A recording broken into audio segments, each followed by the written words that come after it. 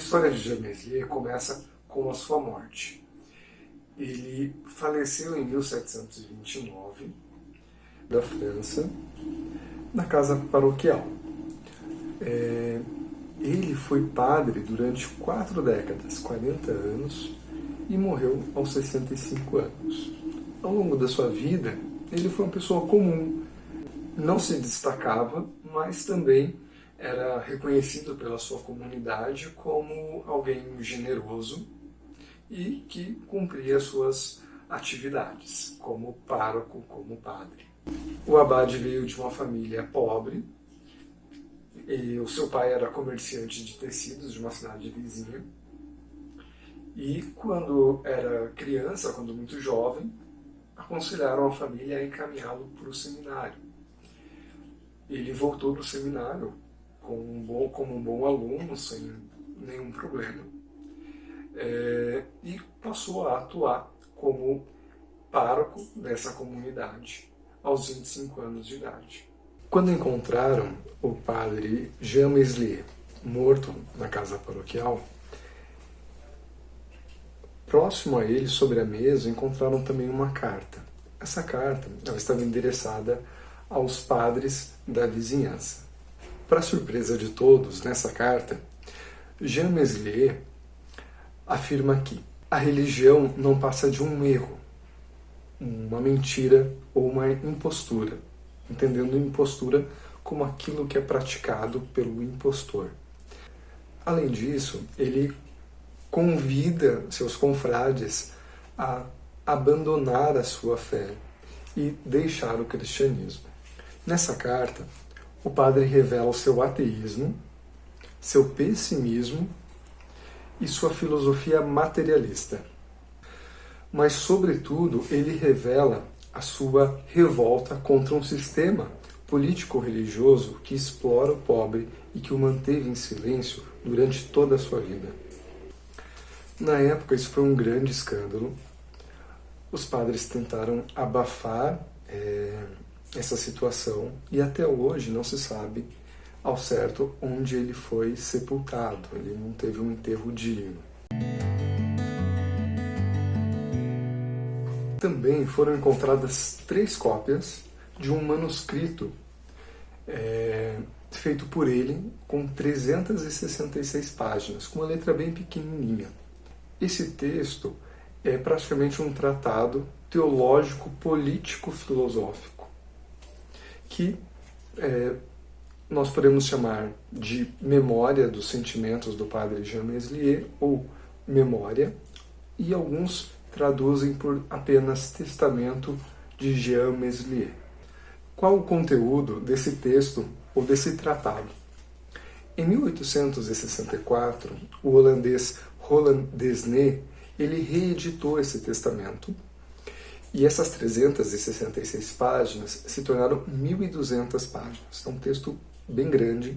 O testamento de Jean Meslier se divide em 8 partes. Essas 8 partes, cada uma delas, é uma prova da falsidade de todas as religiões. Claro que, como padre, ele se detinha mais sobre o cristianismo, sobre o catolicismo.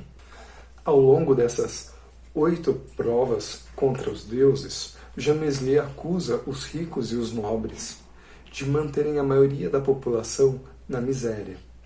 E também acusa a Igreja de sustentar esse sistema e essa desigualdade, traindo os princípios do cristianismo primitivo. Dessa maneira, tanto os ricos e poderosos como as religiões, eles são classificados pelo Jean Meslier como 2 parasitas que sobrevivem da exploração do homem pelo homem, seja através da força física, da violência, ou seja através do convencimento e da superstição. Assim, tanto mentes quanto corpos são escravizados e mantidos sob controle. Jean Meslier resume perfeitamente essa ideia na seguinte frase, que se tornou muito famosa e que provavelmente você conhece, que é que o homem só será livre quando o último rei for enforcado nas tripas do último padre. Jean Meslier era um defensor do tiranicídio, ou seja, do direito e até mesmo do dever que uma população oprimida tem de matar o seu tirano. Jean Meslier defendia uma nova forma de reorganização social de uma maneira comunitária, em pequenos grupos produtivos, e que todas as terras e todo o sistema produtivo pertencesse não aos donos e senhores das terras, mas pertencessem a toda a população, e que cada um comesse de acordo com o fruto do seu próprio trabalho e não da exploração de outras pessoas. Vale lembrar que o Jean Meslier ele está num contexto pré-Revolução Francesa. Ele vive ainda num sistema feudal. Essas ideias elas estão há exatamente 60 anos antes da Revolução Francesa, em 1889. Ao longo do seu testamento, Jean Meslier se mostra bastante pessimista com a superstição, com o depósito da fé em coisas irracionais e absurdas. Porém, lá no final, ele parece um pouco mais otimista e ele acredita que a humanidade tem se tornado cada vez mais racional. Ele acredita que, através do uso da razão natural e das ideias claras e distintas, o que é uma crença bastante típica do pensamento moderno, que vem vinculado ao Descartes, ele acredita que a humanidade vai ser capaz de abrir mão das superstições e dessas crenças fantasiosas e superar a servidão. Esse tratado teológico, filosófico e político, ele é feito de forma póstuma, após a sua morte. Lá, ele convida pessoas que sejam mais inteligentes, mais eloquentes e mais poderosas para fazer com que essas ideias e esses ideais se propaguem e se realizem. Bem, qual a relevância histórica de Jean Meslier? Por que estamos falando dele? Alguns anos depois, Voltaire teve contato com esse testamento. Ele leu o testamento, selecionou algumas partes importantes e divulgou o testamento e a história do padre Jean Meslier na literatura clandestina francesa do século XVIII.